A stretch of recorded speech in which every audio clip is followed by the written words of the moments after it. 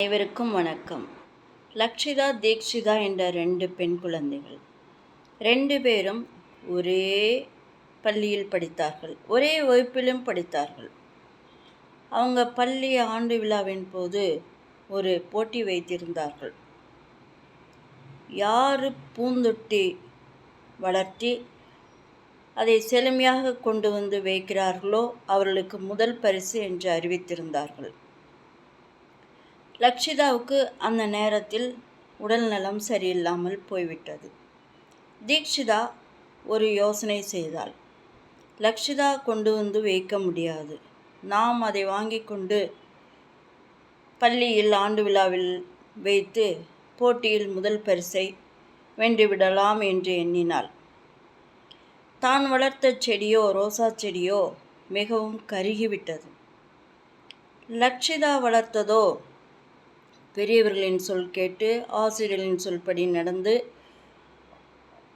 பூந்தொட்டியாக இருந்தாலும் ரோசா பூத்து குலுங்கியது. அருகில் சென்றாலே ரோசா பூ மனம் வீசியது. லக்ஷிதா வீட்டிற்கு தீக்ஷிதா சென்றாள். இந்த மாதிரி எனக்கு கொடுக்கின்றாயா என்று கேட்டாள். அதற்கு லக்ஷிதா எங்கள் அம்மாவிடம் கேள் என்றாள். லக்ஷிதாவின் அம்மாவும் சரி நீ கொண்டு போய் வைத்து வாங்கிக்கொள் என்று சொன்னார்கள்.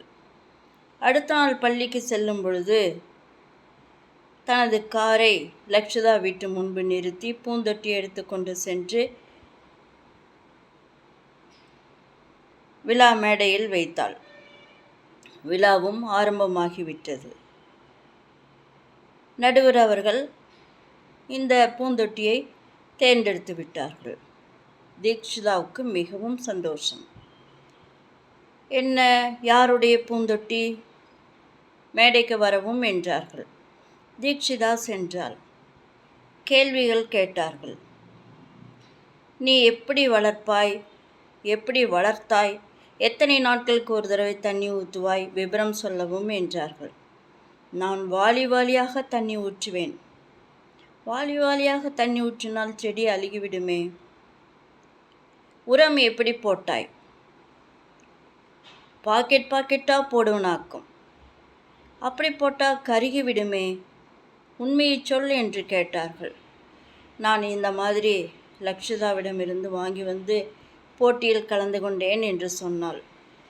இந்த மாதிரி செய்யக்கூடாது, இயற்கையை பாதுகாப்போம் அப்படிங்கிற ஒரு விழிப்புணர்வை உண்டாக்குவதற்கு அவரவர் வீட்டில் அவரவர் வளர்த்து கொண்டு வந்து வைக்க வேண்டும் என்று சொன்னோம். போட்டியும் வைத்தோம். இந்த மாதிரி செய்யக்கூடாது என்று புத்துமதி சொன்னார்கள்.